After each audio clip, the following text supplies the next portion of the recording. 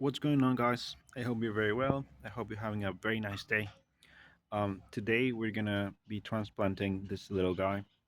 Um, you've seen this little um, rosemary project in previous videos.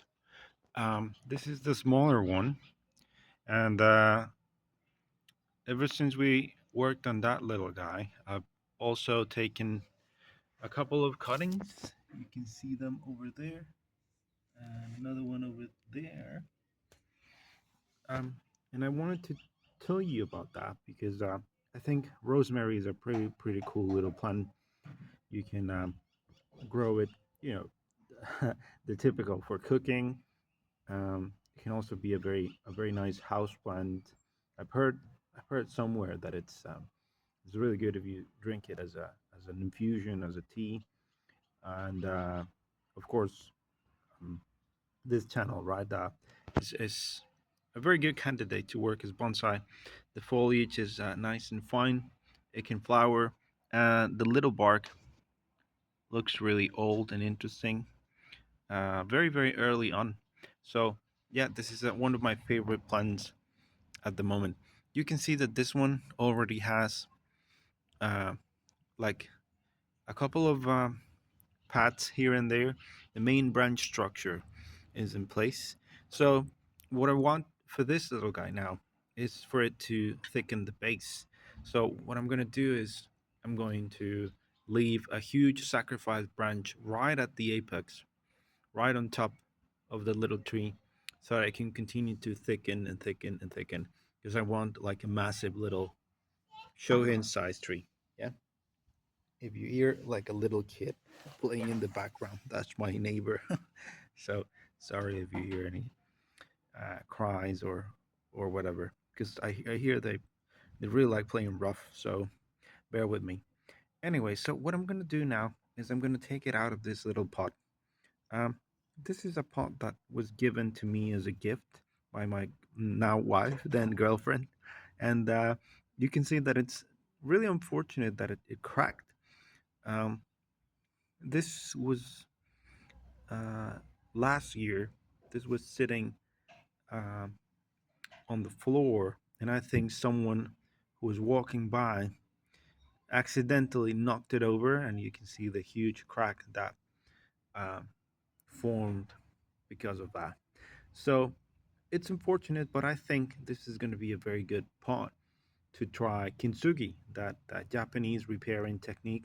A friend of mine has also tried it. He's not into bonsai or anything, but he has tried it because he has pretty valuable pots, traditional Mexican pottery.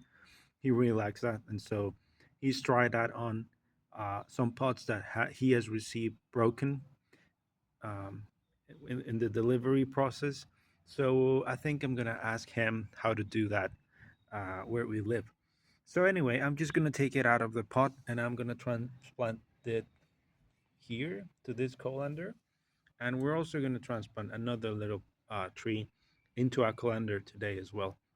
So the first step, I'm gonna pause the video and then I'm gonna see what we're working with when it comes to the roots. So here I go. So here we are. This is what we're working with. You can see a nice radial root mass. Over here, I have this root mass that came off.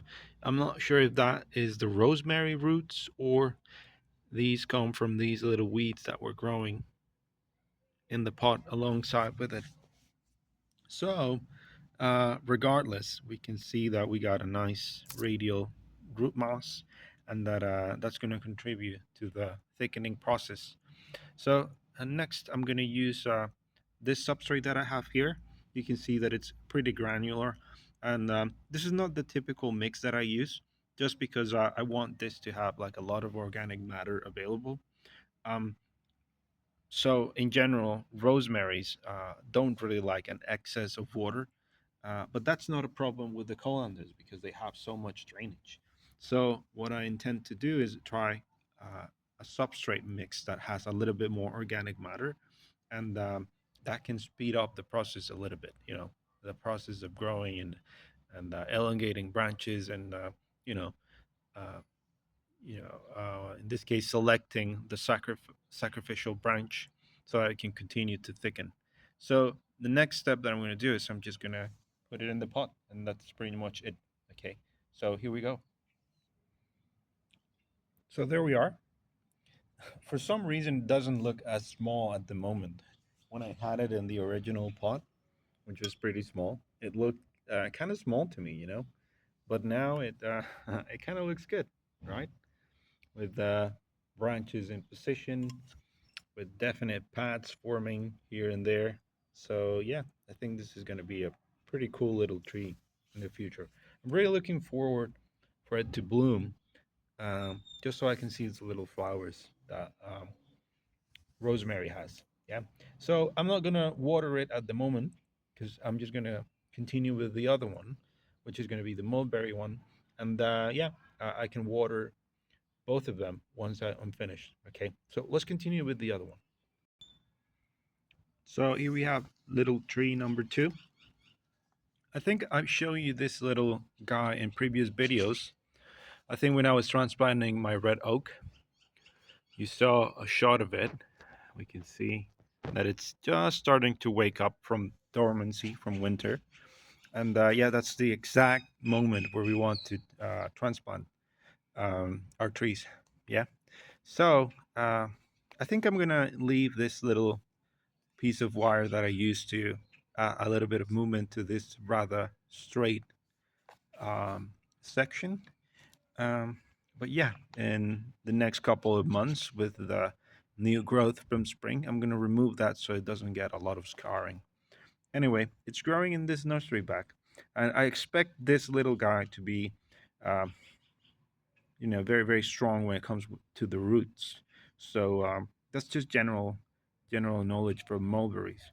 I have another one right here. I'm going to show it to you guys just because it's so funny. It's so curious looking because these plants, even though they're very very young, they can start to produce fruits, and that's one of the things that I want to achieve: flowers with this little guy, and also fruits uh, in a pre-bonsai for this little mulberry. So let me show you the one that I'm telling you about.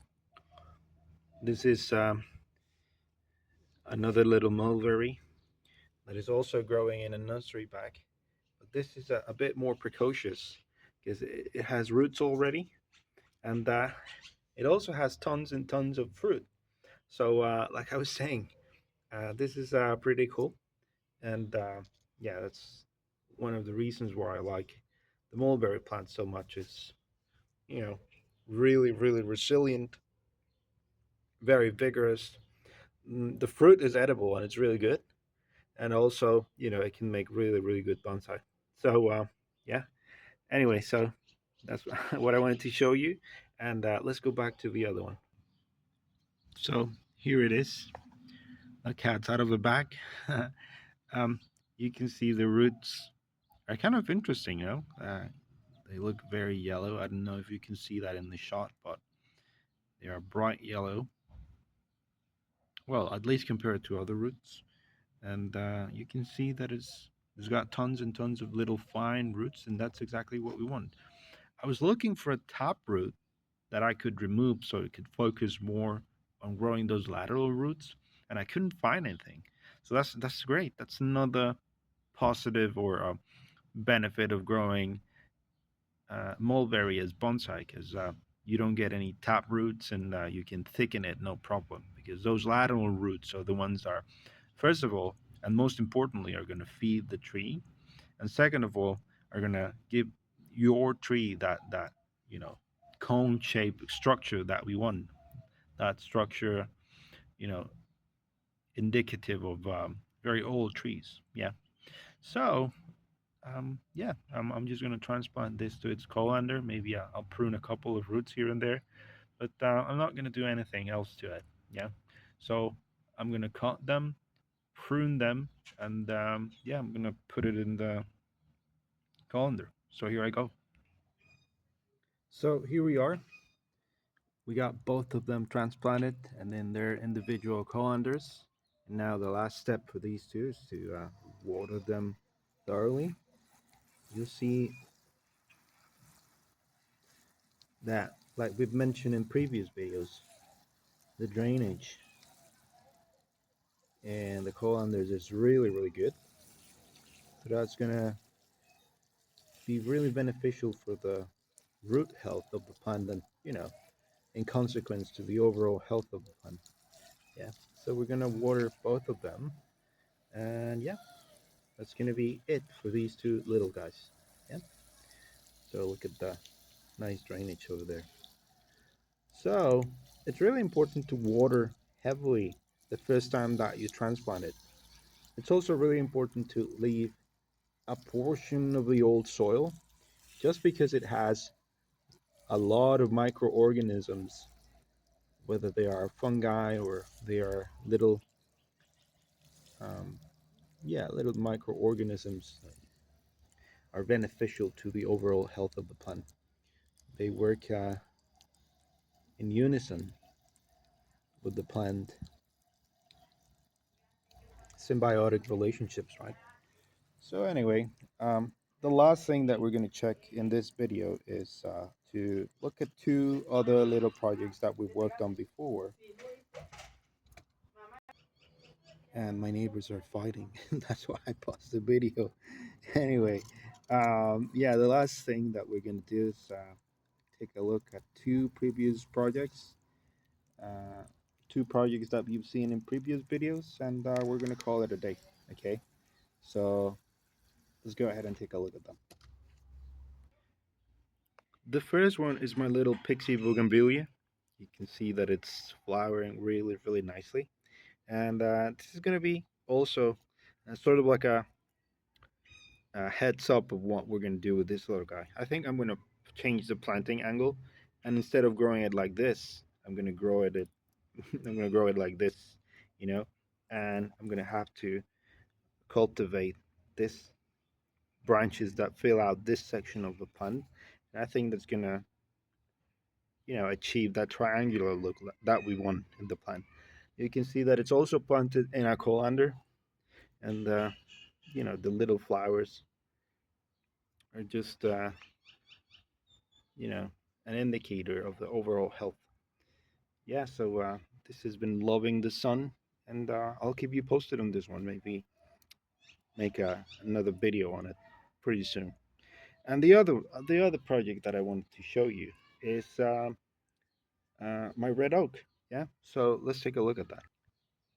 After the transplant, you can see that it's produced new leaves.